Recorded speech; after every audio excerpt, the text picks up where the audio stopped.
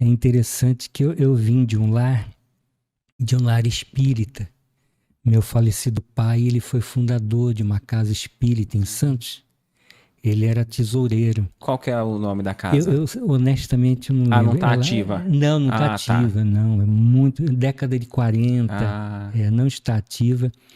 E eu tinha contato, ele fazendo o livro caixa, fazendo as cartelas das doações e tudo mais. Eu tinha esse contato e comecei já a ter essa curiosidade, né? E ele também, ele benzia várias coisas. Era de Umbanda, né? Uhum. E ele tinha um caboclo lá que ele benzia erisipela, bucho virado, e as pessoas iam lá e tudo mais. Então eu convivi com essa coisa, sabe? E aí, mas teve um momento marcante na minha vida. Eu tinha uns 14 anos mais ou menos, e como todo jovem, né? Eu vivia, não tínhamos WhatsApp, não tínhamos telefone, nem fixo, nem celular, muito menos celular, né? E aí a gente marcava com os amigos, vamos em tal lugar, tal dia, tal encontro, tal. E tinha noite de Iemanjá em Santos, aí nós combinamos de ir. E aí quando eu estava indo de ônibus, eu vi uma fila ali ao lado de casa, num salão lá, num clube, e a fila dava a volta no quarteirão, e aquilo me chamou, instigou, me chamou a atenção. Gozado, que coisa é essa, né? Mais jovem, né? Pô, o que está acontecendo aí? Vi um tumulto, né, já. E aí eu fui para esse encontro, esses amigos, e nós nos perdemos. Muita gente também lá na noite de Iemanjá e tal. Nós nos perdemos. Aí eu sozinho, para lá e para cá, vou para casa.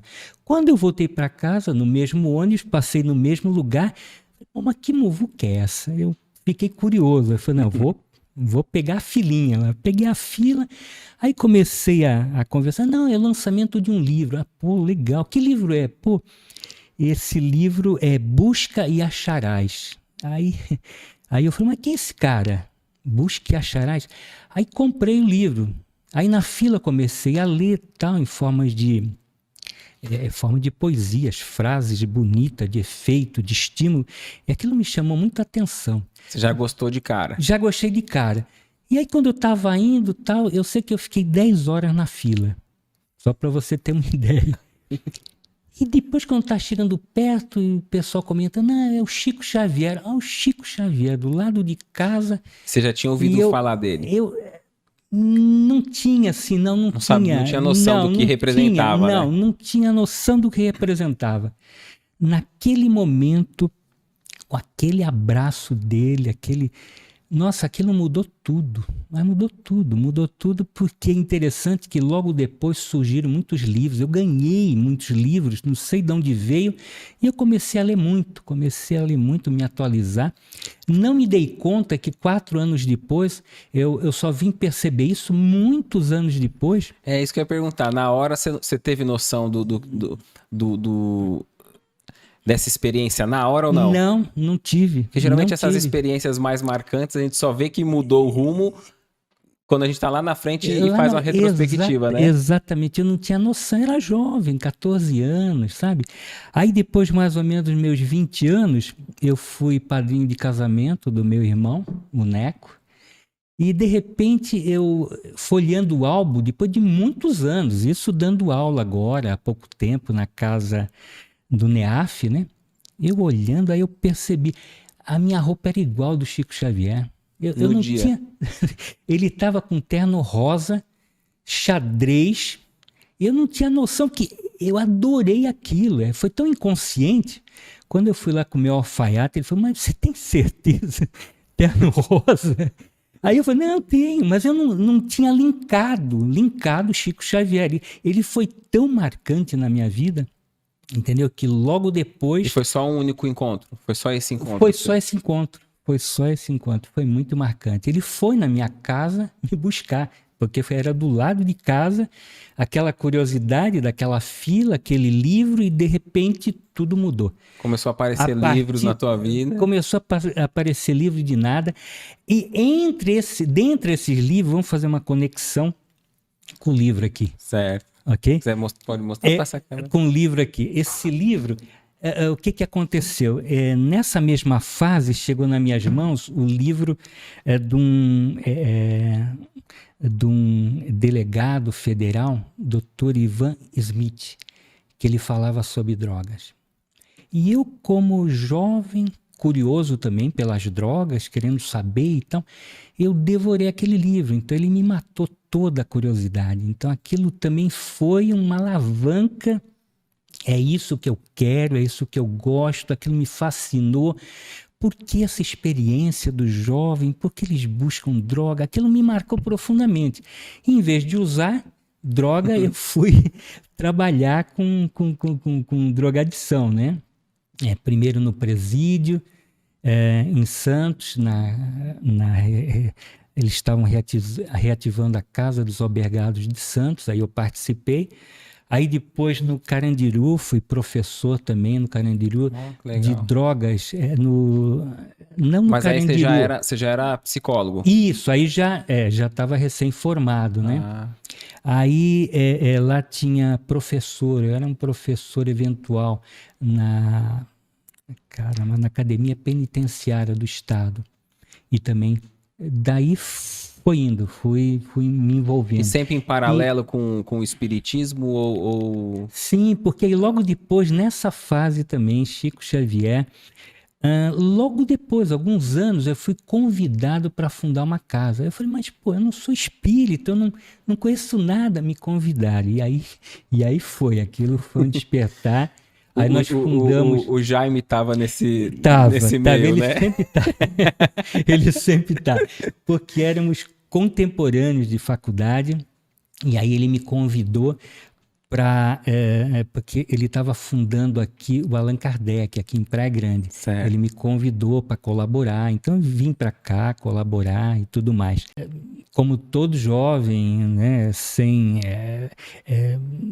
de muita curiosidade, sem muita direção, e de repente aquilo foi muito impactante e realmente acendeu uma luzinha que... E deixa eu te perguntar, esse primeiro livro que te influenciou, ele não tinha, o autor, ele não tinha uma visão espiritual? Não. Te ajuda a ver esse aspecto da droga com esse olhar mais amplo do espiritismo, com a psicologia, como que isso representa para você? Sim, então, aí é que na realidade a gente vai buscando informação e o espiritismo foi agregando valores, né, em todas essas informações. Aí eu pude compreender o que estava por trás de tudo isso, né, a influenciação, como a droga ela realmente é devastadora, não só do corpo físico, mas também do corpo perispiritual, né? Como ela pode trazer dificuldades, pode causar problemas, inclusive, para muitos anos, inclusive para outras existências, né? O quanto aquilo era... Foi muito realmente impactante tudo isso, sabe? E a ideia do livro, quanto tempo você está trabalhando nela, hein, Jesus? Então, é uma novela. Esse livro aqui, na realidade, há 25 anos atrás, eu tive, inclusive, eu não tinha computador, eu só tinha minha maquininha Letera 32, aquela pequenininha, e aí eu colava na parede, no banheiro, em tudo quanto era lado, anotações que eu fazia, informações que eu ia tendo, eu ia separando por capítulos. Eu pegava uma apostila? Uma apostila qualquer, ia separando por capítulos informações. Eu queria fazer um curso, quer dizer, tudo aquilo que eu aprendi no dia a dia, né, meio que na raça, que eu também, e é interessante, eu estava na Polícia Civil há muitos anos atrás, por volta de 1986. Mas já era trabalhando nessa área ou não? Não, eu era formado, mas não estava nessa área, embora isso tivesse me despertado e tudo mais. Estava lendo muito a respeito, estava trabalhando no CVV Samaritano, estava trabalhando na Casa Espírita, Mas aí em 86 eu entrei na Polícia Civil. E um belo dia, muito interessante, não é à toa, né? Eu tô indo, me parece que lá para São Sebastião, né? Na viatura, e de repente eu escutei um chamado. Eu falei, nossa, se alguém quer falar comigo, sabe? Alguém quer falar comigo? Aquilo foi tão... Nossa, mas nós não tínhamos celular, não tínhamos nada. E quando eu cheguei na delegacia de volta, olha, o delegado regional está atrás de ti, quer falar contigo. Aí eu já fiquei cabreiro, né? Delegado falar comigo. É problema. Será que eu fiz alguma coisa errada e alguma não lembro, coisa né? errada?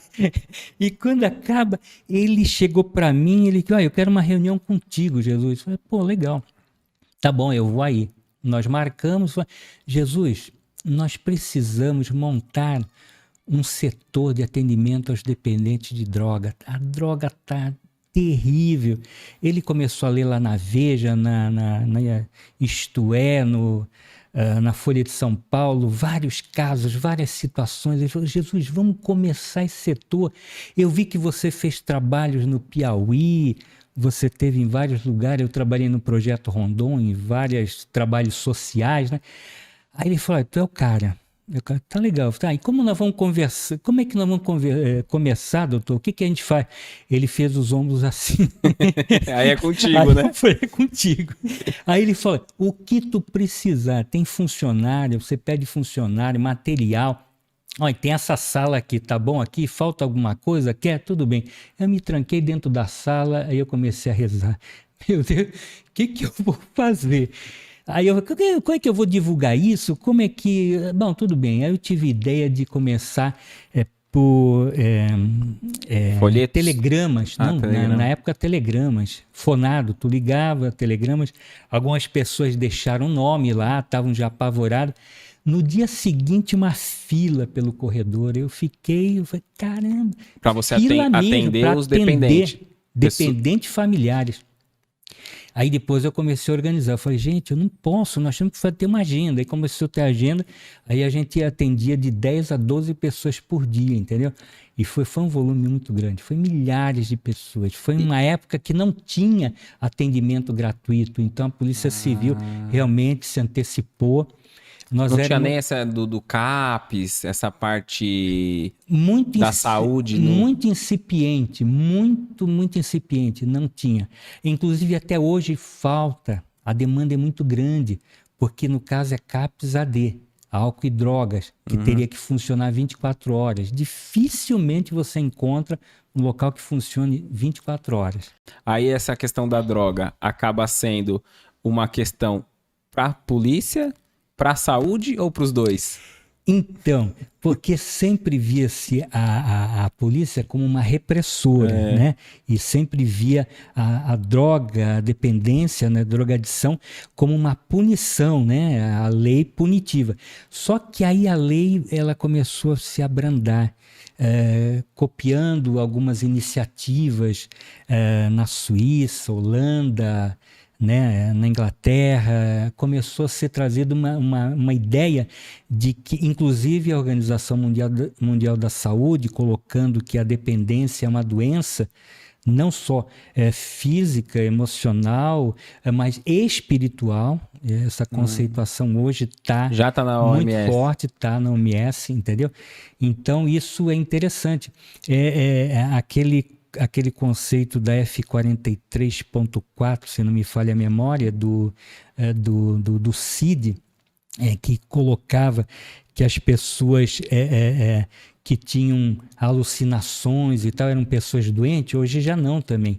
Então hoje as pessoas espíritas que têm evidência, que têm alucinações para eles, está sendo de certa forma separado isso. Não tem mais aquele, né? Aquele conceito de que é doente ou tudo mais. Então, muitas coisas foram modificando. Nós tivemos grandes avanços, nós tivemos aquelas técnicas do reiki, da acupuntura, hoje está incorporado no SUS também. Então nós tivemos tantos avanços maravilhosos tá tendo bastante... que eu falo no livro, na parte que eu falo da da parte da legislação, então eu comento muito isso desde a legislação de 1903 na Bahia, quando foi proibido o ópio no Brasil, mas na realidade o ópio nem existia no Brasil, mas desde aquela época toda a conceituação, eu faço um histórico dessa legislação até a 11.343. Proibiram uma droga ou é de uma planta, extraído da planta? Então, eles proibiram o ópio, mas o ópio não era um problema nacional, não era muito raro, mas lá pro Afeganistão, pro Mianmar, que é o Triângulo do Ouro. Então, deixa eu fazer uma pergunta, não sei se eu vou estar antecipando ou não, mas... A gente vai e volta, vai né? passeando. Vai passeando.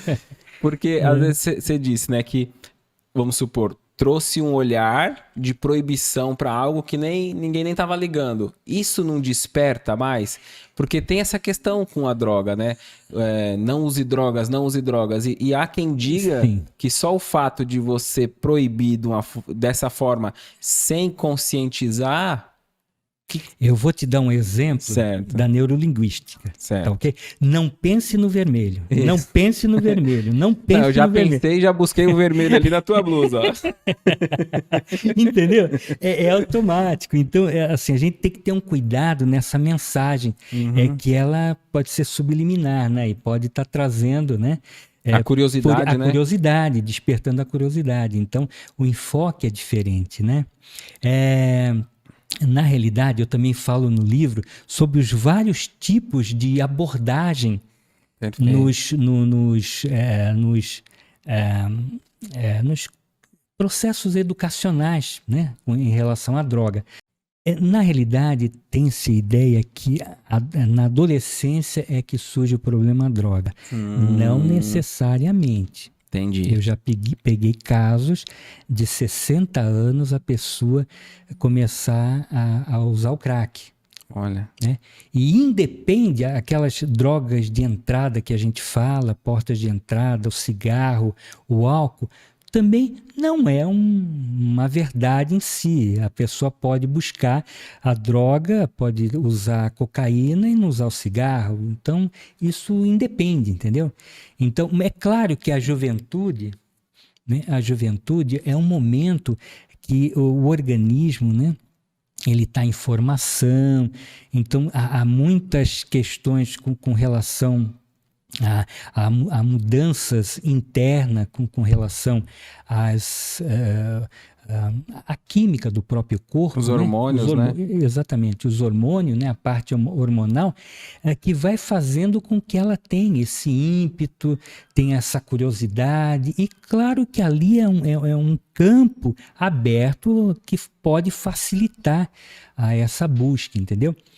Mas é interessante, tem uma advertência aqui que o André Luiz fala, eu não me recordo se é no Missionário da Luz, no capítulo 4, se não me falha a memória. Ele chama uma atenção muito interessante, porque às vezes os pais são responsáveis pelas viciações que trazem e são péssimos exemplos. Ele é muito duro, inclusive, eu achei, nossa, bem impactante. Ele fala que muitas vezes aquilo que o filho acaba se permitindo a vivenciar é uma influenciação, um exemplo péssimo dos pais. Imagina os pais, filho, não fuma, filha. Fumar prejudica a saúde.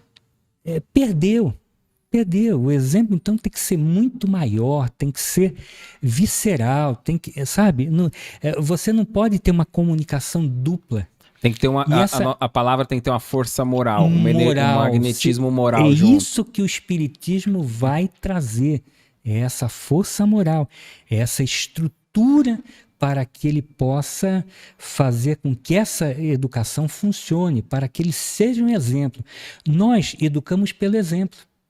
Não é pela falação, a gente fala, não pode, aqui não sei o quê. Não, é pelo exemplo, pela retidão moral, pela verdade, pelo olho no olho, pela comunicação que você estabelece com o seu filho, entendeu? gosto, não gosto, eu sou verdadeiro, eu olho no olho e a gente vai falar sobre tudo, inclusive nas implicações que tem para a vida futura, né? O que aquilo pode estar trazendo, não só para o corpo, mas para a alma, o que aquilo pode estar prejudicando o espírito. Porque um usuário de droga, ele pode estar prejudicando o corpo físico dele e também o corpo espiritual? Sim. Se não me falha a memória aqui, deixa eu pegar uma colinha. No Missionários da Luz, o André Luiz ele fala que esse corpo espiritual, que no caso é o perispírito, ele está intimamente ligado ao sangue. Ao sangue, ao cérebro. Então, qualquer uso abusivo que possa estar trazendo interrupções nessa interferência neural, né, dos neurônios, né, desestabilizando isso, ou então o sangue, maculando o sangue com substâncias que são desnecessárias, que não estão trazendo nenhum alívio, é apenas para recreação, para uma experiência do seu próprio corpo, né? Então está fazendo grandes prejuízos e o perispírito é afetado. Inclusive, às vezes, quando a pessoa vem com um problema qualquer, um mongolismo, uma idiotia, um autismo, ou qualquer um distúrbio qualquer, pode ser que ele tenha abusado disso. E isso pode estar trazendo numa encarnação anterior. É possível, pelo que André Luiz fala em Missionários da Luz, capítulo 4, e também nos Domínios da Mediunidade, capítulo 17, e no Evolução em Dois Mundos, no capítulo 15 e 17. É muito interessante, se alguém desejar pesquisar, acho que vale muito a pena. É bastante interessante. E o dependente, ele era muito... ele gostava muito do desenho, da exemplificação que eu fazia. Do modo simples. Ele até queria levar, quero levar para ver, porque aquilo, de um modo simples, ele acabava sendo muito importante para ele. Mas onde eu quero chegar é que eu falava, morte pode ser que não ocorra nesse exato momento, mas tem muitas outras mortes que você não se percebeu. Aí eu fazia uma seta. Tem várias mortes. Tem a morte emocional. Aí eu explicava para ele. Você não está se sentindo isolado, você não está se sentindo triste. Aí tem a morte jurídica. Já não teve repercussões jurídicas, você não foi preso. Tem a morte familiar. Olha, você não está em conflito com a família. Aí eu falei, até a morte física, tem várias mortes que você tem que se atentar e que isso vai te trazendo prejuízo, desgaste, não só para o teu corpo físico, que o excesso das drogas acaba bloqueando as energias do astral através dos centros de força e que não chega até o corpo físico e não faz o restauro adequado das células, né? E do físico se recompor. Aí entra a overdose, que aqui no livro eu comento também, eu não vou dar spoiler, mas tem 8 tipos de overdose. Overdose não é só a quantidade de droga ingerida, mas tem outras condições que ele sequer pensa nisso. Dependendo, fala, puta, eu não tinha pensado nisso. Sim. Até nesses aspectos da família, jurídico, a pessoa não para pensar, né? Não percebe. Então eu fazia esse itinerário. Que perde os amigos, que muda... Sim, mudança de amigo, perdas afetivas, perda higiene, de toda ordem. Autoestima. Perda de toda ordem, exatamente. E adianta para quem está próximo ir lá tirar uma foto do estado, comparar com como estava e mostrar para a pessoa? Isso tem algum efeito, um modo mais agressivo ou não? Então, depende como você vai fazer isso. Tem algumas técnicas que a gente usa, no AA se usa, no NA se usa, que é chamar todas... Uma hipótese, vou dar um exemplo. Tá. O alcoolista. Certo. Chamar todas as pessoas de referência a essa pessoa, o chefe dele, o pai, a namorada, tal, pessoas de peso, chama todas elas para uma reunião, sem ele saber. Aí todo mundo falar ao mesmo tempo. Aí, você não percebe que realmente você já passou dos limites? Aí, quantas perdas você teve? Você não vê que isso pode ajudar, mas assim, dentro de um ambiente fechado, com acolhimento, pessoas, né? Exatamente, não é pôr ele na parede, agredir, não, é pensar no bem que você pode extrair disso, né? Para que ele se conscientize, pode ser uma técnica interessante, mas de que forma está sendo conduzida e por quem está sendo conduzida e que finalidade, né? Então acho que é muito. Eu sempre penso em Che Guevara.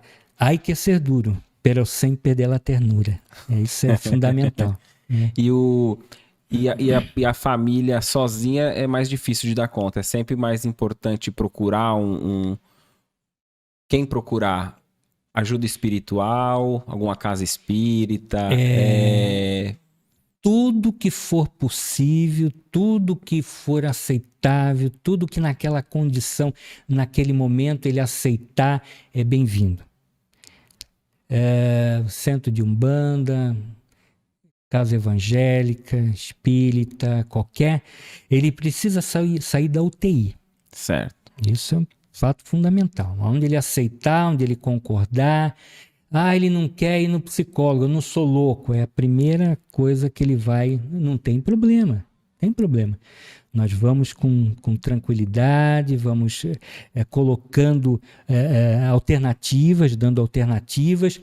É interessante que nessa lida, pela experiência que eu tive, os pais também, eles não estão olho a olho com os filhos. Eles estão desconectados. Eles vão perceber depois de 3, 4 anos de droga. O filho está usando droga. Esse olho vermelho. Porque eu espirrei desodorante. Porque você não quer comer? Não, eu já comi lá. Então, logo no início ele já deu sinais. Já deu sinais. Foi desatenção. Foi desatenção. Da Os família, pais não estão atentos. Muitos pais veem e não querem ver. Uhum. Muitos pais chegavam lá para mim, no atendimento, levavam um monte de droga, mas, seu Jesus, isso é droga? Olha, eu perguntei para o médico, ele disse que é, eu perguntei para o vizinho, disse que é, mas o senhor tem certeza? Eu fui a 500 pessoas, né, a 40ª, não quer acreditar aquilo, sabe? Então, ela precisa ver uma realidade, isso é factível, isso não é o maior problema. E eu vou dar um dado estatístico da Organização Mundial da Saúde que é muito importante que as pessoas saibam que não é pelo fato da pessoa experimentar droga que ela vai se tornar dependente. Não é. Existe como existe o iter criminis, né? Um itinerário do crime, existe um itinerário nessa história toda. Existe o experimentador, é quem experimenta. E quem é esse experimentador e quanto tempo de experiência? Uns 3 anos. A pessoa usar por uns 3 anos e depois ela volta, uma vida normal, acabou. Foi naquele momento, só que ela não tinha elementos que pudessem fazer com que instalasse a doença. Talvez mais elementos seriam alguma predisposição genética? Sim, eu coloco no livro como alma dependente. Está no livro. Tem algumas características da pessoa, a gente já percebe. Às vezes a criança, você dá lá uma papinha, lembra aquelas papinhas e tal? Nossa, e ela adora aquilo, ela fica ficcionada naquilo. Às vezes pode ter um elemento ali, um aditivo, um corante e tal, que pode trazer um bem-estar para ela. Então, a gente já vai percebendo aí, entendeu? Uhum. Algumas dicas. E é importante que os pais estejam atentos a isso. Pode ser, de 2 a 3 anos, e ela voltar a uma vida normal. Ela não tem característica de dependência. As características tem várias características psicológicas, que eu coloco aqui também, física. Às vezes a criança que precisou, se internar por longos períodos, criança que foi rejeitada pelos pais, criança que teve uma gravidez de risco. Então tem vários, abre aspas, traumas físicos, psicológicos nessa vivência toda, né? Criança que foi adotada, criança... Tudo isso é um olhar que a gente tem que ter ali, entendeu? Que pode ser algo que pode estar trazendo alguma coisa, né? Nem todo mundo, claro, tem pessoas que estão perfeitamente adaptadas e tudo mais, mas tem umas que não vão aceitar determinadas condições, que vão apresentar rebeldia, que vão, né? Então é super importante. Mas a pesquisa que eu ia falar é o seguinte: dessa pessoa que experimentou, 90% vai voltar ao normal. Ok? Não fica viciado. Não fica viciado. Tem um rapaz que era traficante, um grande traficante em Santos e tal. E aí ele me procurou. E aí nós levamos nada mais, nada menos que 8 anos. E depois desses 8 anos, ele realmente modificou radicalmente a vida dele, resgatou o emprego que ele tinha em um grande emprego, voltou com a família, as coisas voltaram ao normal. Hoje ele é avô, ele está bem, graças a Deus. E foi muito impactante, foi muito interessante, entendeu? E nesse ele caso, me ajudou. Que te procurou? Ele procurou. Foi a família? Na realidade, a família tem um peso muito grande, né?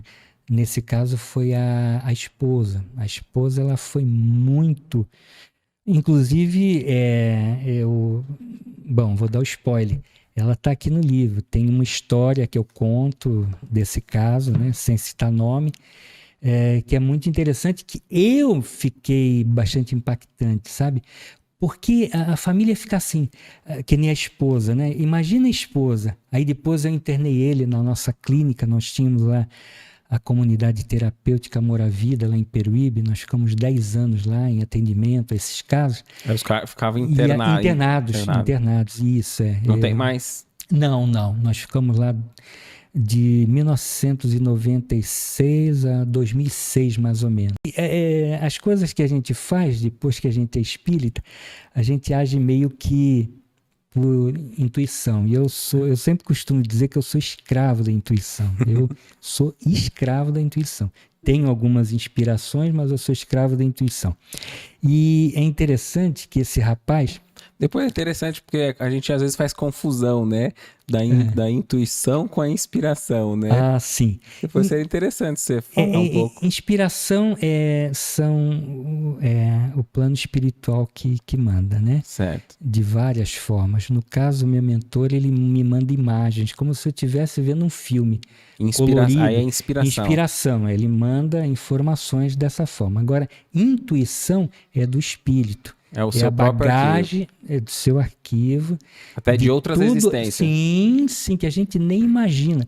Às vezes você toma uma atitude brusca, salvar uma pessoa, sei lá, uma atitude que tal, e de repente você não sabe que ali você tinha condições porque você já tinha uma dimensão muito maior. Já tinha até passado por experiências parecidas. Exatamente. Que iam te dar conta você daquilo. Traz, exatamente. Você, em fração de segundos, você... E muitas vezes a gente negligencia, né? Quando a gente já fica em dúvida, aí já diz que é atrapalhação, né? Já alguém está atrapalhando. Então a gente tem que se lançar mesmo. Se você confiar na tua intuição, porque a gente tem... É algo muito íntimo de cada um, né? Exatamente, a gente traz muita informação, muita bagagem, né? Nesse nosso arquivo, nessas diversas experiências que a gente teve, né? E tudo mais. Mas teve esse rapaz, ele já tinha passado por vários hospitais psiquiátricos. Ele já tinha tomado tudo quanto era remédio. Aí chegou até nós. Oi, seu Jesus, não sei mais o que fazer e tal. Não, deixa com a gente aí que tudo bem. Já para internar ele? Já internamos ele. Bom, nem sei se eu posso falar aqui ao vivo, mas tudo bem, que ninguém nos ouça. Aí eu falei, meu Deus, né? O que que eu faço? A gente não usava tratamento medicamentoso, a gente só utilizava recursos da psicologia, algumas dinâmicas de grupo que a gente fazia, algumas dinâmicas do NA também que a gente fazia, laborterapia também que a gente fazia e tudo mais. Aí eu falei, tudo bem, você deixa eu cuidar de você? Ele falou, tudo bem, confia em mim? Tudo bem. Eu amarrei ele e falei para um amigo, ele está na fissura, nós vamos segurar a onda. Jesus vai matar ele? Não vai, confia. Nós não estávamos sozinhos, eu nunca no meu trabalho, a gente estava sozinho, um monte de gente me ajudando, do plano invisível, né? E que foi muito impactante em todos os atendimentos, a grande maioria, tudo. E aí eu sei que foram uns 3 dias e 3 noites. E esse funcionário, Jesus, olha, cuida dele, dê comida na boca, água, vamos esperar. Depois de 3 dias eu fui lá, que eu ia 2 vezes por semana, ele levantou, acabou, ele passou a participar, colaborar com os nossos trabalhos. E aí ele foi fundador de grupos de apoio com a mãe dele, que a mãe dele já estava desesperada, e hoje ele fundou em outra cidade grupos. Então, assim, coisas muito História impactantes, linda, né? muitas histórias assim. Que às vezes a gente foca no negativo e essa história você vê, né? Exatamente, interessante, muito interessante, é muito bacana. Viciado, usuário ali de drogas, desencarnou. O espírito continua buscando meios de usar. Sim, porque as pessoas pensam que a gente morre e tudo muda. Não muda, a gente vai levar os mesmos vícios, os mesmos defeitos, a gente vai continuar a ser o que a gente é. A gente não vai dar um up, né? Um upgrade. Não, o upgrade é a perfeição moral que a gente precisa buscar, é o bem que a gente faz. Durante a existência. Durante a existência. Aqui é uma escola. Nós precisamos aproveitar esse momento para que a gente intensifique isso, mude planos, ideias, né? E que a gente saia daqui como uma pessoa melhor do que quando a gente chegou aqui, né? Então, quando chega lá, então existem 1000 situações. A pessoa dependente vai querer sentir os mesmos eflúvios, as mesmas, né, da droga, né? As sensações, e ela vai, por sintonia vibratória, vai procurar o quê? Vai procurar droga, porque o cigarro ela vai. Lembra o desenhinho? Do Tom e Jerry. Do Tom e Jerry? É a mesma coisa, vai buscando aquela, né? Ou então vai vampirizando, vai no perispírito, tá? E vai vampirizando algumas energias, né? E vai impactando. Então aquela pessoa que está usando droga, espiritualmente, se a gente pudesse ver, não está sozinha. Olha, tem uma descrição, acho que é no capítulo 17, nos domínios da mediunidade, que o André Luiz ele fala, é muito interessante, eu acho que é capítulo 17. Ele faz uma descrição do que ocorre do outro lado. É muito interessante. Então, aquela pessoa que está lá no bar bebendo e tudo mais, ela está com muita gente ali também sorvendo tudo aquilo, aquela ambientação e tudo mais. E aí ele fica descrevendo, é muito interessante, muitos médiuns estão ali no bar. Aí ele fala, olha, tá vendo aquele? Aí ele, acho que é o irmão Alexandre, se não me falha a memória, falando para o André Luiz, olha, você está vendo aquele ali, está sozinho bebendo e está escrevendo alguma coisa, fazendo um desenhinho? Então aquele é médium psicógrafo. Ele faz psicografia, mas está aqui. Ele poderia ser utilizado para tantos trabalhos bonitos, tá? E por aí vai. Aí ele sai na rua, aí ele começa, olha, tá vindo aqui? Nós quer dizer, saindo do bar. Certo. Eles estavam num ambiente de proteção, na casa espírita, num outro trabalho.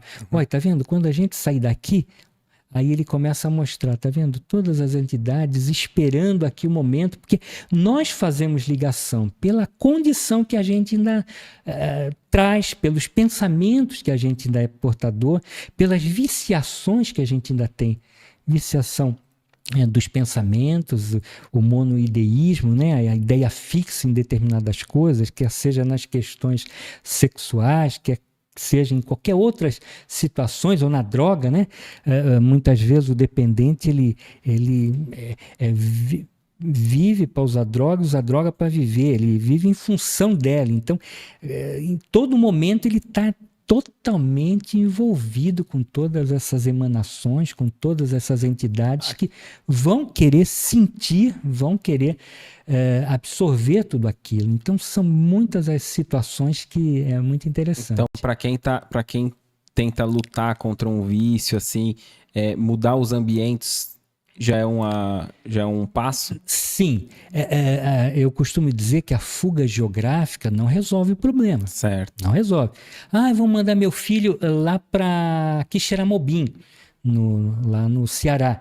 Vai resolver? Não, não vai, mas pode ser uma força para ele, para dar um up, para dar sabe, um refresco, digamos assim, porque ele é muito seduzido, ele é muito envolvido. Eu me recordo de um caso de um médico que eu atendi há muitos anos atrás. Ele usava heroína, numa época que heroína não era muito comum. E aí, como ele não ia buscar na boca, né, por conta da posição social dele e tudo mais, então ele pedia para o rapaz entregar na casa dele. Aí ficou visado a casa dele. Aí a molecadinha subia no portão: fulano, olha, tá me devendo, tá? Aí se estava devendo ou não, todo mundo ia lá e queria tirar proveito da situação, entendeu? Até que ele precisou se mudar para poder, entendeu? Então tem situações que é importante essa mudança para dar um up, para dar entendeu? Para ele ver o quanto houve de desgaste, o quanto essa viciação já houve um comprometimento muito grande, o quanto aquilo já está afetando a família, entendeu? É muito interessante. Porque eu pergunto, porque tem um caso, né, assim, de alguém próximo, que a família equilibrada, tudo, e a mãe criou os filhos, muito educada, pessoa muito boa, uma mulher, e os filhos trabalhadores estão bem encaminhados. Ela se divorciou, o ex-marido faleceu, acho que era dependente de álcool, mas ela acabou entrando no crack. E aí é meio que o papel invertido, né? Os filhos estão tentando cuidar da mãe e às vezes meio que sem saber qual caminho, né, assim, seguir. E aí a gente fica tentando às vezes ajudar e não sabe nem por onde começar, né? E falar, buscar alguma ajuda, os primeiros passos que pode... Um dos filhos saiu já de casa. Só tá o outro mais velho. O menor saiu. Aí, qual o primeiro passo, assim? O que você... Eu costumo dizer, e eu falo aqui no livro, tem o triângulo da dependência, né? Nessa dinâmica tem o saco de pancada, o anjinho da guarda. Nossa, eu sempre esqueço. O saco de pancada, o anjinho da guarda e o coringa. Certo. Ok? Nós temos que identificar na dinâmica da família quem é o anjinho da guarda. Tem esses personagens. Né, eu coloco assim para exemplificar. Tá. Anjinho da guarda. Sempre tem alguém por trás que, de certa forma, financia a droga, mantém a dependência. E valida para que ela continue. Valida, exatamente. Por pena, por dó, por não querer ver o filho sofrer, entendeu? Eu falo filho geralmente essa dinâmica. Mas como você trouxe a experiência, existem várias situações. Tá? Mas existe esse anjinho da guarda. Quem tiver curiosidade, Codependência Nunca Mais, Melanie Baitai. É um livro é a nossa Bíblia, para entender a dependência da família. A família se torna codependente. Se nós não tratarmos a família, nós não vamos quebrar essa dinâmica. Nós vamos manter isso. E a família a família acaba, não nesse caso, esse exemplo que eu dei, não tô esmiuçando esse caso. Entendi. Não, né? Já saímos dele, desse conhecido meu próximo, já saímos. Mas existe eu já ouvi dizer assim, que a família às vezes acaba até usando como bode expiatório. Então, todos os problemas da família, todo o problema emocional de todo mundo, não dá certo porque é o drogado, Sim. Acontece. Infelizmente, infelizmente é isso, é o bode expiatório. Tá chovendo? Tá chovendo porque ele usou droga. A bolsa de Nova York caiu? Porque, entendeu? Aí tudo, e na realidade ele fica sobrecarregado, injustamente. Então, falta amor. Então, Claude Lévi-Strauss, um francês falecido, expert em droga, ele falava... falta nessas famílias amor e autoridade. Então são duas coisas importantes. A autoridade é a certeza de que as coisas vão acontecer. Olha, filhinho, se você fizer isso, eu vou te matar. Então, não vai matar, sabe que não vai matar. Fica mais fácil assim, eu vou tirar sua mesada caso, e tem que acontecer. Começar pelas pequenas coisas, e né? Provar que provar faz, que né? vai. Isso é autoridade, é a certeza de que vai acontecer. Porque senão vira oba-oba. E amor. São nossos filhos. Nós temos a missão de acolhê-lo. É uma criatura, uma entidade, um espírito diferente da família que bagunçou? Muitas vezes. Não importa. Nós temos a missão de cuidá-lo. Deus nos permitiu essa honra de poder estar trazendo para essa criatura uma mudança. E com esses paradigmas, com esses exemplos, para que ele possa modificar a sua vida, para que ele possa ser orientado. É uma responsabilidade também dos pais, nesse particular. Sem dúvida, sem dúvida. Então, nessa dinâmica, o codependente, que é o anjinho da guarda, saco de pancada é aquilo que ele vai chiar, agredir, vai pôr na parede. É alguém que de certa forma está conscientizando ele, está trazendo, em realidade ele não quer. E existe o coringa, aquele que ele tem respeito, que ele vai aceitar, que é a pessoa que está ligada a ele, que ele ainda confia. Então nós temos que identificar essas pessoas e trabalhar com essas pessoas, para a gente poder, aí esse coringa, colocar, né? Olha, poxa, eu vou com você.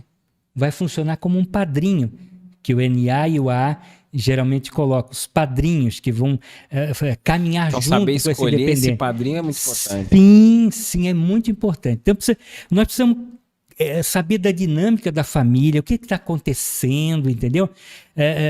Melhorar essa comunicação, que a comunicação está totalmente truncada, a família está disfuncional, está totalmente...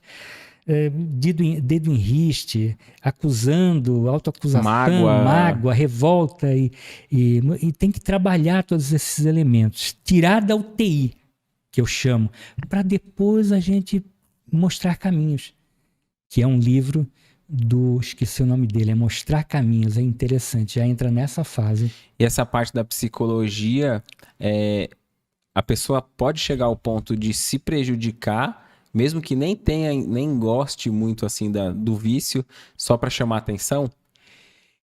A pessoa se sentir carente, querer chamar atenção de alguma forma. Então, num primeiro momento, pode ter essa característica de querer chamar atenção, de autoafirmação.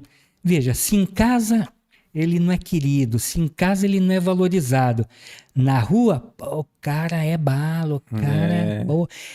Tem uns que falam assim, nossa, não, eu uso aquela química, aquela mais...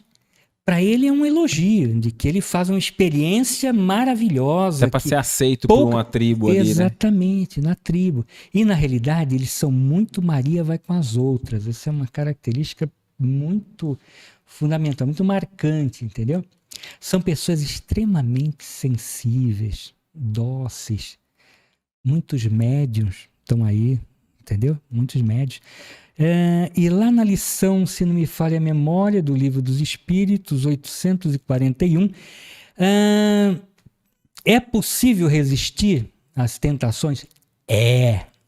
Tá claro, Só não resiste quem não quer, entendeu?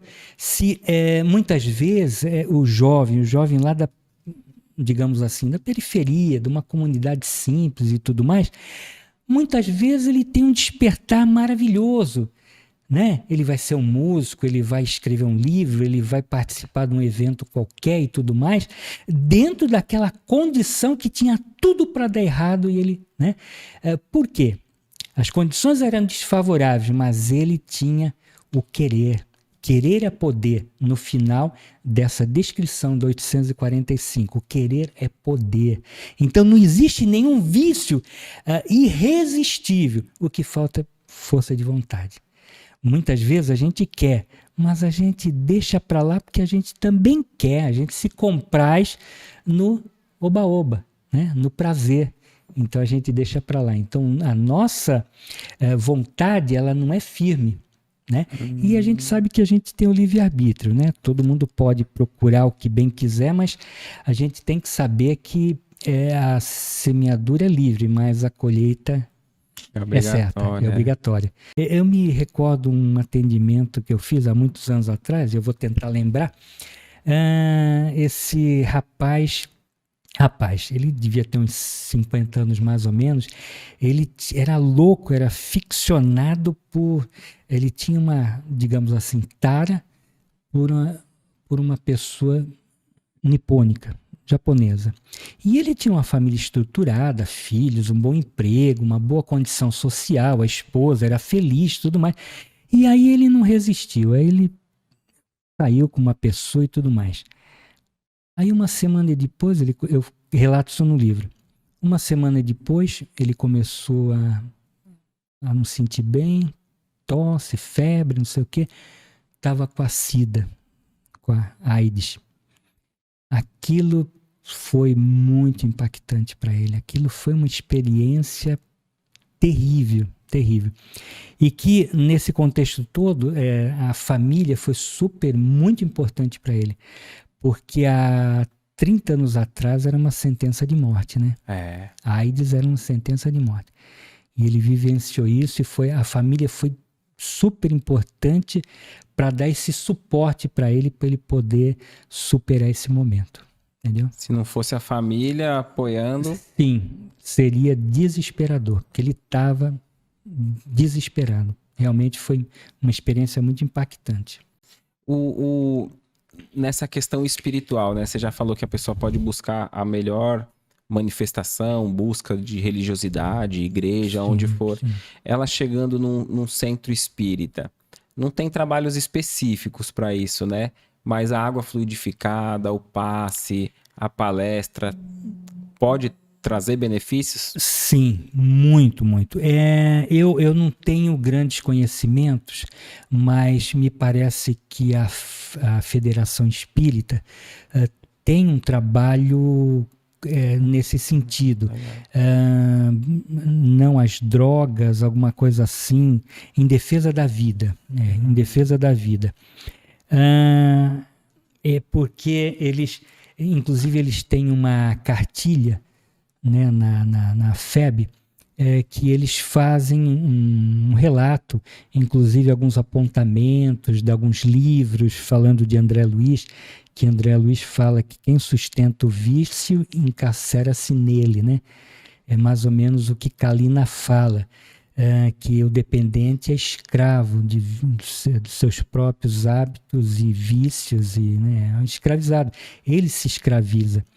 E tem um médico, doutor, falecido, né?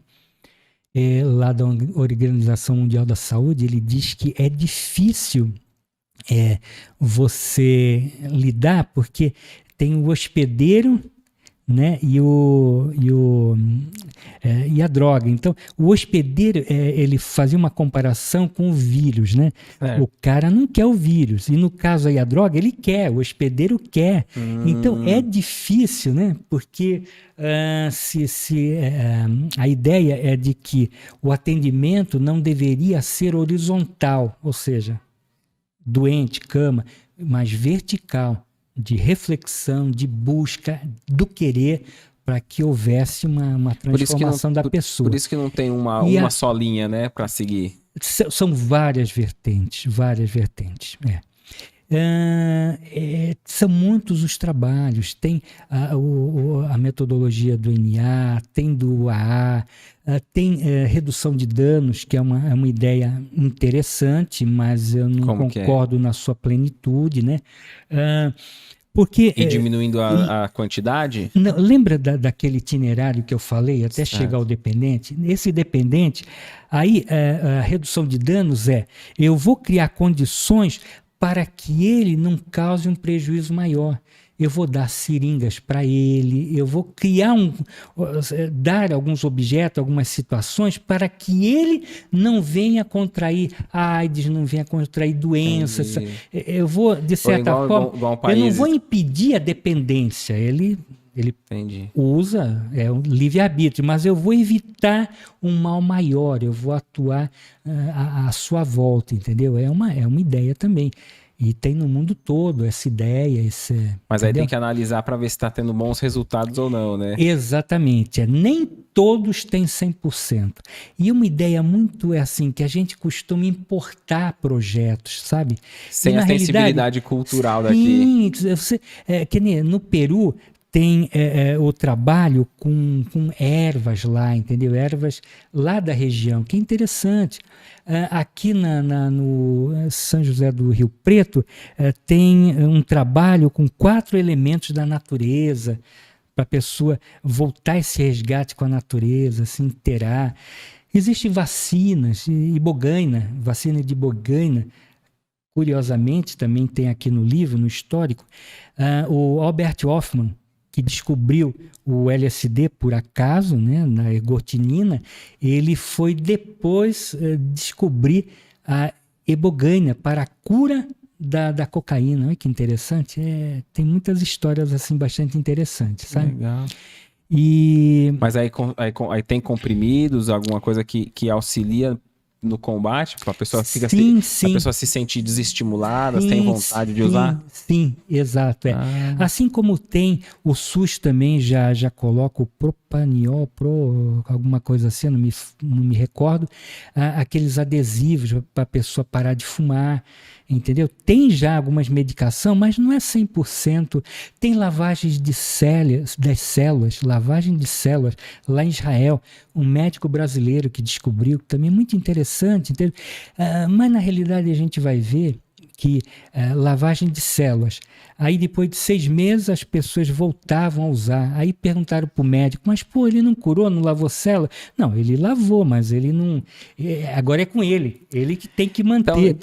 Então na realidade a gente vai ver que é o espírito, é a pessoa, né? É o querer, aí a gente vai uma decisão de fórum íntimo. Aí a gente vai no Kardec que no espiritismo sempre diz combater a causa, né? Porque ali ele tá no efeito, né? Exatamente. Todos os projetos erram nesse sentido, entendeu? Erram nesse sentido. E, na realidade, eu estava falando da FEB, tem essa cartilha, né? Em defesa da vida. Tem muitos trabalhos, em Floripa tem, em Marília tem, hospitais psiquiátricos espíritas, né? Que trabalham também. A própria Francisca Júlia, em São José dos Campos, criado pela Aliança Espírita também, voltada para essa clientela, né, tratando esse aspecto espiritual. Eu tive uma experiência bacana, uma pessoa da família que teve problemas assim espirituais e que lá no hospital de Marília foi muito importante. Eu estava começando a reler novamente o Céu e o Inferno, e logo nos primeiros capítulos ali fala, né, que a pessoa fala assim, só tenho essa existência, que nem, vamos supor, se você chegar pra alguém e falar assim, você só tem mais 1 ano de vida. É certeza que só tem mais 1 ano. O cara fala, 1 ano? Vou largar a escola, vou largar o trabalho, vou curtir, gozar a vida. Exato. E aí, o que é aproveitar a vida para quem é... Nós estamos mergulhados na matéria. É os prazeres imediatistas, né? Exato. E se a pessoa começa a despertar, não naquele temor que você disse, né? Mas tendo consciência que vai continuar vivo. Refletir com bastante clareza sobre as condições, sobre as implicações. Você me fez lembrar, Fica à vontade. Você me fez lembrar uma adolescente muito interessante. E está mais ou menos dentro do que você está colocando. Ela veio de São Paulo, porque ela era de uma família conhecida, então eles nos procuravam na Baixada, entendeu? Aí eu fiquei vendo o caso, conversei com a mãe, então a menina com 14 anos experimentou crack. E aí foi um twin, que eles chamam, um baque, que ela ficou apavorada. Ela ia para debaixo da cama, ficava em posição fetal, ela queria morrer. Nossa, eu vou morrer. Quando nós começamos a acolhê-la, a conversar sobre que aquilo não necessariamente iria levar ela à morte, né? Mas que ela... Começamos a conscientizá-la, tudo, acabou aquele temor, porque fez uma experiência, pela reação, às vezes ela fala, eu vou morrer, então, mas já que eu vou morrer, eu vou usar mais, com medo. E vira uma bola de neve. Não, aí com o tempo ela foi, né, se conscientizando. A família também dá esse suporte, porque não é o fato de usar uma droga que ela vai se tornar dependente, que ela vai morrer. Desperta uma síndrome do pânico ali, com essa sensação de morte? Sim, isso não é regra, mas N coisas podem acontecer. Entendeu? Então é super importante que você interfira ali no momento certo. E eles chegaram no momento certo. Ela chegou a ficar... Perdão. Ela chegou a ficar nessa brisa mesmo depois de passar o tempo natural do efeito? Sim. No começo, aquele impacto, né? E aí depois vem N coisas, vem a fissura, porque o crack é devastador, né? Então aí, com a fissura, acaba virando uma bola de neve. Por que está acontecendo comigo, com o meu corpo? O que eu estou pensando? E aí também, em torno dela, também tem frase que eu ouvi durante 30 anos. Onde foi que eu errei? É a frase que eu mais ouvi. Né? E aí, veja, a culpa, ela paralisa as pessoas. Não ajuda em nada, Não ajuda em nada, ela paralisa. A gente fica engessado. Veja, quantos erros eu devo ter cometido, quantas orientações eu devo ter feito errado, isso não invalida tudo aquilo que eu construí, tudo aquilo que eu me propus. Então é sempre um risco. Viver é correr risco, segundo Frederick Pius. Viver é correr risco. Se a gente não correr esse risco, né?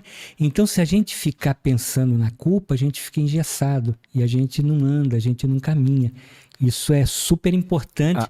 Aliás, é o item 5 da Amor Exigente, que tem uma metodologia do Amor Exigente que trata exatamente da culpa. Essa questão da culpa, é curioso que a Joana de Ângeles, ela aborda assim, que o culpado já foi julgado. Então, ela nos propõe substituir a culpa por responsabilidade. Isso, né? Porque exato. quando a gente aborda assim, eu sou responsável, aí já é um convite para ação, né? Para a gente tentar melhorar o que for possível. Se não der para melhorar naquele ato, melhorar com outro, mas idealizando, né? Vibrando por aquele que a gente errou. Exato. Mas jamais o culpado, porque o culpado foi condenado e não cabe mais nada ali, né? Exato. Senão a gente fica preso àquele evento, a gente não sai dali. E tem outras coisas acontecendo, né? Essa pessoa que mandou notícias que ela nunca teve problema e ela está achando interessante, se todas as pessoas agissem como ela, né, a gente tem que chegar antes. Perfeito. Né? Saber, igual com você, chegou um livro, né? Para você, quando você contou, né? Para você tinha curiosidade, mas chegou o livro. Melhor do que se tivesse chego as experiências, né? Exatamente. Tu vê que tudo depois de Chico Xavier, aí tudo aconteceu, né? É interessante. Mas ela é interessante. Acho que todo mundo deveria pensar dessa forma, né? Nós temos que chegar antes, nós temos que perceber antes. E digo mais, nos domínios da mediunidade, André Luiz, ele comenta muito, ele até é um pouco... eu não digo grosseiro, mas enfático. Me chamou a atenção no que ele fala dos pais e tal. E é interessante que eu sempre pensei, inclusive quando eu comecei a escrever esse livro, eu pensei, eu acho que esse livro aqui precisa ser direcionado aos nubentes, a quem está formando uma família, a quem está alicerçando uma família, criando uma história, precisa ter conhecimentos desse quilate para poder, lá na frente, ser um grande suporte a essa alma que vai abrigar naquele lar. Você fala sobre a época dos escravos, então tinha algum alucinógeno, alguma coisa, e eles permitiam que os escravos utilizavam para ficar mais tranquilo, tinha menos fuga, e aí eu queria que você falasse... Controle social. Isso, eu queria que você falasse sobre isso. Você acha que... por um lado, eu não sei se vai caminhar para isso a tua intenção do bate-papo, mas é esse controle, a droga às vezes já é para deixar a gente como se fosse um escravo ali sem... Sim. Vou te dar alguns exemplos, tá? Tem aqui no livro. Um dos exemplos, lembra de Woodstock? Não sei o que é isso. Woodstock foi um festival nos Estados Unidos, 1968. Eu posso estar errando datas, tal, que a juventude americana estava revoltada com a guerra do Vietnã, com aquela que era apenas para venda de armas, que a gente sabia, tal. Criaram aquela guerra. E a juventude americana não queria, porque estavam mandando para o fronte jovem, negro e latino. Entendeu? Então eles não queriam, tal. Aí a CIA inventou de fazer o festival Woodstock, Janis Joplin, Jimi Hendrix, Janis Joplin, e por aí vai. E aí, dá-lhe droga, liberado naquele contexto, foi uma forma de dar uma amansada, entendeu? Para que o Capitólio pudesse seguir com seus intentos, você entendeu? Quando se proibiu o álcool na época lá nos Estados Unidos, década de 30, se não me falha a memória, foi quando se tomou mais bebida. Quer dizer, então é muito interessante, né? E por aí vai. Tem muitas situações assim. Alguns países até toleram a bebida por conta, que nem no Brasil também, né? Se tolera, tudo é desagradável, é super importante, sabe? Saber, estar atento, entendeu? Não se descuidar do filho. Eu escrevi uma matéria numa revista, não me recordo, faz muitos anos, deve fazer uns 30 anos, que eu falava de algumas características para os pais não perderem o olhar dos filhos. Nós estamos desconectados, nós não sabemos o que nossos filhos estão fazendo. Nós deixamos eles lá trancados no quarto, com a música alta, ou então com um bocado de amigo entrando e saindo, e nós não temos esse olhar, nós temos que ter esse olhar, nós precisamos saber o que está acontecendo, sabe? Isso é super importante. Numa das coisas que eu menciono, que as outras eu não me recordo, chamando a atenção dos pais para esse olhar que muitas vezes a gente deixa para lá E às vezes pode ser só uma fase, né? Que você diz, mas isso não é motivo para fingir que não tá vendo, né? Exatamente. Nós não podemos fazer a política do avestruz, né? Colocar a cabeça debaixo da... Mas não é uma fase, eu prefiro me preocupar que logo sai. Não é isso, não. Acho que é importante esse olhar, é a conversa franca. Os pais têm medo. Os pais, sabe como os pais me falavam e conversava com os filhos? Ah, filho, eu tive um sonho que não sei o quê. Ou então deixava bilhetinho e tal, sabe? Ou então mandava a vizinha, a amiga falar com ele e tal. Não tinha uma comunicação direta, o olho no olho, sabe? Com sinceridade, né? Sabe? Se colocando mesmo na posição de pai, de mãe. E não tem uma forma sabe? mais correta. A melhor forma é a franqueza. A franqueza, falar sobre todos os assuntos, falar sobre droga sim também, das implicações, a importância, envolver os filhos no evangelho no lar, discutir, conversar, sabe? Acho que é super importante. E confiar na educação que deu, porque senão depois a família se torna cão farejador. Começa desesperado, onde está, com quem está. Não, você é ali, é no seu lar, é que você conversa, é que você define coisas, é que você... Não adianta ser investigador do filho depois. Não, depois não adianta, não. Tem que ser ali, quando está, né, no nascedouro, é conversar sobre tudo, sabe, dar condições, é colocar livros à disposições, é colocar na evangelização infantil, na mocidade espírita. Um exemplo, pode ter outras denominações que têm trabalhos também extremamente interessantes, né? Assim, numa aulinha de música, não sei, alguma coisa. Aqui eu falo no livro muitas experiências que eu ouvi, muitos casos que eu ouvi de adolescentes que começaram, em vez da rua, procuraram coisas simples e, de repente, ganharam um mundo. E o que dizer assim da droga lícita e ilícita? Então, assim, vamos supor, proíbe-se a maconha, mas o álcool não. Então, o corpo, ele não faz essa distinção. Não é porque está liberado que faz bem. Exatamente. Nós que temos que ter esse amor, esse respeito, né? O corpo é nosso templo. Ele é sagrado, é o abrigo de nossa alma. É através dele que nós vamos manifestar o nosso espírito. Né? O espírito ele se manifesta através do corpo. E todas essas drogas, qualquer uma delas, lícita ou não, ela vai criar problemas muito sérios. Sabe? Ou você acha que o cigarro não traz problemas terríveis?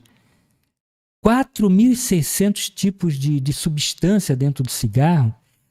Aí a indústria tabagista coloca amônia no cigarro, porque a amônia faz com que a nicotina ela seja absorvida muito mais rapidamente. Aí eles montam estratégias, aquela estratégia do cigarro leve, aquele filtro branco leve, aquilo, sabe o que é aquilo? É furadinho aquele filtro, e na realidade tu puxa ar e não sai nada, então tu vai fumar muito mais. Tem 1000 estratégias que eles usam, entendeu? Então nós é que temos que saber que nós somos espíritos fazendo uma experiência material e não um corpo fazendo uma experiência espiritual. Nós somos espíritos. A vida continua. Somos responsáveis por tudo que nos acontece. Né? Hoje nós somos a melhor versão de nós mesmos, hoje, mas nós podemos melhorar, porque nós estamos em ascensão, nós evoluímos, nós estamos num processo de progresso, de evolução do nosso espírito, de aperfeiçoamento da nossa alma, de melhora moral, de escolhas satisfatórias. Né? Nós que precisamos ter essa consciência e que tudo isso nos vai trazer prejuízo, muito prejuízo, quer seja o álcool, a droga. É interessante a LSD, a ayahuasca, várias que são despersonalizantes, que são alucinógenos. Ele rompe uma barreira muito perigosa. Quando a gente vem para cá, a gente encarna, a gente não, a gente esquece tudo que fizemos, todas as nossas... E aí a gente vai viver né? Essencialmente, esse momento aqui, aproveitar esse momento para fazer aquelas coisas que a gente, de certa forma, paralisou, não conseguiu, de certa forma, a tentação nos enveredou por outro caminho e tudo mais. E essas drogas, elas abrem o subconsciente e acaba, de certa forma, trazendo grandes desequilíbrios com experiências passadas. E que aquilo vai ser tão impactante, porque o perispírito é sutil, é muito sutil. Pelo pensamento, por um sentimento, ele se amolda, ele é afetado. Imagina por substâncias tóxicas. E a gente vai abrir um campo e vai criar um desequilíbrio muito grande. E esse campo, quando se abre, é só no momento do efeito dessa substância? Ou depois ainda a pessoa pode acabar... Então, essas drogas, defendidas por Timothy Leary, em Nova York, por muitos psiquiatras, inclusive na época da antipsiquiatria, quando surgiu a antipsiquiatria, eles utilizavam muito esse recurso. Eles falavam que 5 sessões equivalente a 5 anos de terapia. Eles acreditavam que esse ayahuasca. portal... LSD, eles usavam na época LSD, LSD 25 que eles usavam, né? Claro que você tem um despertar de consciência e tal, mas você vai causar um desequilíbrio muito grande, porque tem coisa que não é para você adentrar, não é para você saber, né? Tanto é que quando a gente encarna, nós temos esse bloqueio, entendeu? Ô Jesus, nessa sua jornada, né, na produção do livro, tem alguém assim que não merecer, que você gostaria de agradecer, de lembrar? Porque acho que, como você mesmo disse, sozinho a gente não faz nada, né? Nada. Eu sempre tive amigos invisíveis e visíveis, sempre. Foram 25 anos com esse livro. Foi realmente uma história. E aconteceram muitas coisas que, se eu fosse contar... Eu posso contar só agora de 2 anos para cá? Pode. Se quiser contar todas. Não, é muito interessante. É interessante, sei lá se é interessante, mas é impactante, porque o livro tinha que sair, mas sabe aquele parto de alto risco, difícil? Foi esse livro. Porque você achava que você ia lançar ele já antes? Era para lançar 20 anos atrás. Eu estava nativa, eu fazia palestra, curso, eu viajava para lá e para cá, sabe? Fazia palestra na maçonaria, nas casas espíritas, né? Em tudo quanto é lugar. E aí o livro tinha que sair há 20 anos atrás e não saiu. Mas aí de 2 anos para cá, eu tive um anjo da guarda na minha vida. Esse anjo da guarda fez eu reviver tudo isso aqui. Falou, não, puxa, nós temos que fazer isso e tal. Eu já estava até desencanado, já aconteceu tanta coisa. Gente que pediu para tirar meu nome por o nome dela aqui, gente que queria mil coisas acontecerem, pessoas que morreram, pessoas que pegaram o dinheiro para fazer e não fizeram, mil coisas. Bom, de 2 anos para cá eu falei, então vamos fazer. Veio a pandemia, aí já dificultou, aí a gráfica fechada e tudo mais, tá legal. Aí a gráfica abriu, fomos lá, aí a pessoa, vamos fazer, fizemos um contrato e tal, 6 meses depois o dono da gráfica faleceu. Aí, tá legal, porque agora? Eu esperei mais 3 meses. Aí os funcionários acabaram assumindo, bacana, super profissional, competente. Aí, quem fez a diagramação ficou doente, mas eu já tinha feito a diagramação. Aí, por último, agora, semana passada, acabou de imprimir agora, semana passada, o cara que estava imprimindo pegou Covid também. Aí já iria atrasar um monte se não fosse feito há uma semana atrás. Então, muitas coisas aconteceram. Agora, esse anjinho da guarda... então, isso que eu ia perguntar, não tem nome? Tem. Eu vou falar só as iniciais, tá bom? Vai deixar a expectativa no público. Porque é uma pessoa que ela cuida de tudo, inclusive das fotos, essa foto que tem aqui, ela que cuida de tudo, ela cuida da parte das mídias sociais, ela está sempre por trás, ela nunca quer aparecer. Falar nisso, pessoal, desculpa, só para mim, não vai esquecer onde você estava aí na história. As mídias sociais, como que o pessoal te encontra, o pessoal que tiver interesse no livro, onde você está no YouTube, no Instagram? Instagram, Face, Psicólogo Jesus Oficial. Psicólogo Jesus Oficial. Isso, Instagram, inclusive se as pessoas quiserem já fazer encomenda, ele não está prontinho porque falta um box, então eu mandei fazer um box para a gente colocar os dois livros. Que são os 2 volumes, né? Os 2 volumes, direitinho, para ficar bonitinho, né? Então, quem quiser, pelas mídias, a gente vai já se falando, a pessoa deixa o contato e a gente vai encaminhar com certeza, né? Agora, esse Anjinho da Guarda foi muito importante porque a gente fazia trabalhos sociais juntos, né? Ela agora está morando em São Paulo, trabalha em São Paulo, mas a gente, volta e meia, a gente fazia trabalhos sociais, quando teve enchente no Guarujá, quando teve... Casos assim, a gente estava sempre enchendo o carro de coisas e indo para lá. Então, ela é pau para toda a obra. A família é o concurso, né? Não precisa nem mencionar a família, que a família está sempre presente, sempre suportou um bocado de coisa, né? Durante esses anos todos, para a gente poder... Tem quantos filhos? Eu tenho 3 filhos. 3 filhos. Para a gente poder fazer isso, a família sempre esteve presente. A ex-esposa, inclusive, teve a paciência de ver tudo fora do lugar e tudo mais. Mas, muito recentemente, quem realmente pôs isso para cima e me motivou e me deu um pé na bunda para eu poder fazer com que isso viesse a lume, eu só vou falar as iniciais do nome dela, tá bom?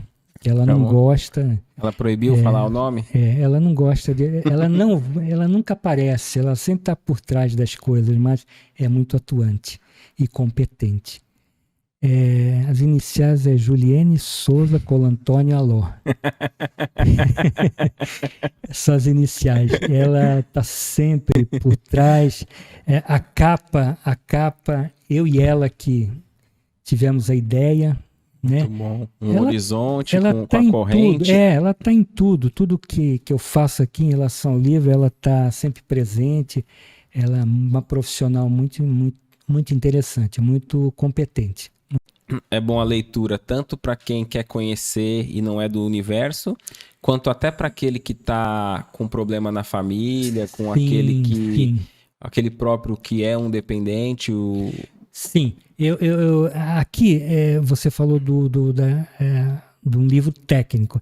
Ele tem 2 aspectos. Claro que tem uma descrição aqui da lei, tal, então tem pormenores e tudo mais. Mas tem uma fala assim bem coloquial do dia a dia, algumas gírias que eles normalmente se utilizam e tal.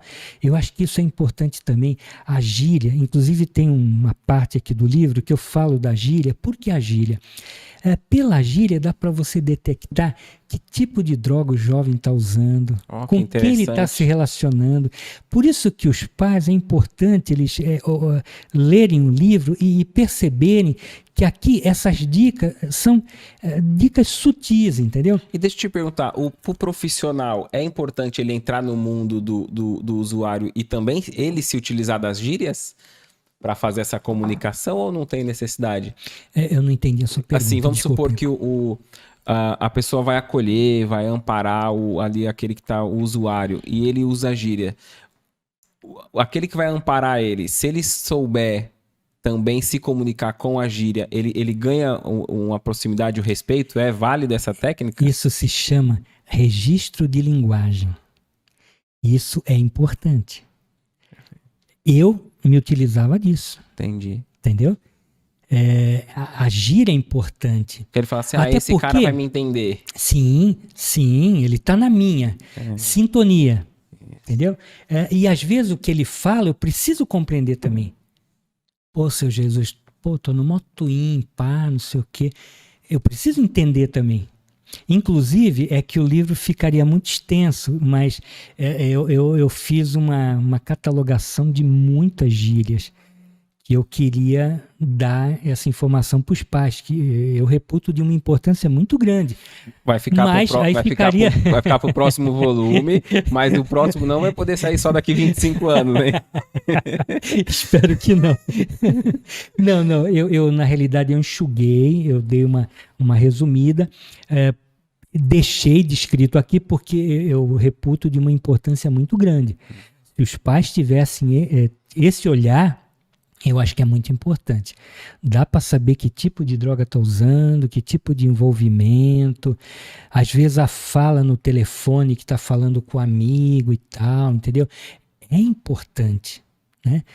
Aí a mãe vai estar sabendo que tipo de envolvimento, até onde, o que, é super importante. Então a gíria, que na realidade a gente fala gíria, mas é kit. Gíria é quando vai um termo médico dentro do círculo do corporativismo do médico. Agora, kit é quando já está em domínio público. Então, normalmente a gente fala gíria, mas é kit. Na realidade, todos nós conhecemos gíria no dia a dia e tudo mais. Mas ela é super importante. Eu me utilizava muito de gíria, não de gíria, sabe, de falar palavrão, não é isso, mas de usar, caramba, e aí, pai?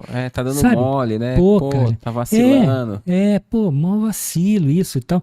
Desenhos, eles adoravam, eles levavam o desenhinho para casa e tal, porque a gente ia construindo o olhar, ia construindo o que ele estava pensando, os argumentos que ele vinha trazendo, ia desconstruindo esse, né?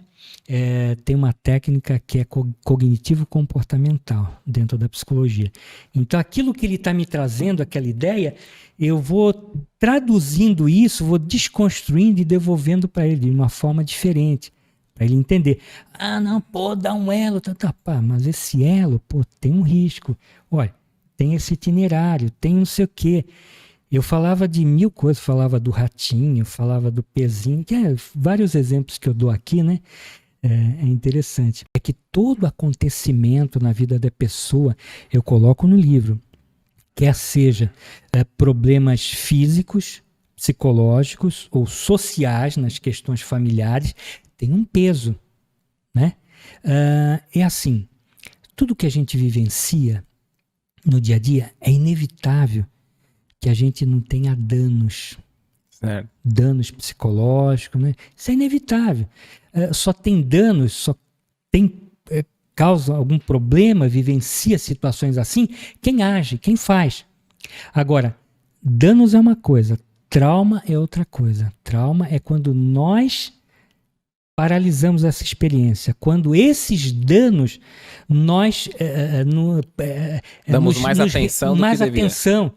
Nós não deixamos para lá, nós não perdoamos o outro, nós ficamos engessados, nós nos culpamos, nós ficamos presos ao evento. Aí é trauma. Trauma eu crio. Entendi, nós criamos, entendeu? É diferente. Acho que, não sei se é isso que o Rossandro explica, que ele fala assim, que é como se a gente pegasse um vídeo da nossa vida e tirasse foto, print. E escolhesse tirar print das tragédias e guardar daquelas coisas negativas, né? Quando se poderia deixar fluir e tirar o print, as fotos dos momentos alegres. E a gente vê pelo fake news, né? Esses fakes, a gente vê que às vezes a imagem ela está dentro do contexto, mas ela demonstra uma outra coisa. Uhum. Ela manda uma mensagem diferente, né? Então essa colocação é muito interessante. Então, assim, a gente deve deixar fluir, porque o pensamento são correntes, né? Eletromagnéticas. A vida é uma corrente, a vida é um rio que a gente deve deixar ele seguir a sua trajetória. A gente não deve ficar preso aos eventos, né? Eu posso não ser o culpado pelas coisas que aconteceu, eu sou responsável pelas mudanças que eu preciso projetar acontecer em minha vida. Eu sou responsável por essas mudanças. Eu não posso ficar preso, engessado.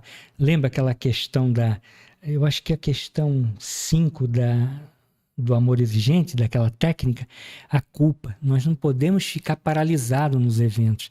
A vida flui, né? Nós precisamos aprender. Então, olhar para o passado para a gente aprender, não para a gente se culpar, não para ficar preso no passado, né? A gente está dirigindo o carro, a gente olha pelo retrovisor, não para a gente se dirigir, mas para a gente se localizar. Né? Mas a atenção maior. Mas a atenção maior é para frente, a vida caminha para frente. Senão se olhar só no retrovisor, a gente vai bater. É fato. Isso é inevitável. Aquele que desencarna pelo uso da droga, ele chega no plano espiritual como um suicida? Então, normalmente vai depender. Mas no fundo, ele é um suicida em potencial. Estou tentando lembrar a lição 952, de uma forma indireta. No fundo, inclusive, no início do livro eu falo por que o jovem busca droga. Quais as razões? Eu coloco aqui. E lá no último item é exatamente isso. É se matar. Eu quero, sabe, na realidade ele pensa assim, eu preciso fugir da infelicidade que eu estou vivendo. Eu não aguento isso. Deve ter um lugar melhor. Deve ter... uma das questões que eu também coloco, dos exemplos que eu coloco, será que Marte é melhor? 273 graus abaixo de zero, abaixo de zero, né? E por aí vai. Na realidade, no fundo, ele quer realmente pôr fim à sua própria vida, mas não se matar, mas assim... Matar a dor. Matar a dor. Fugir.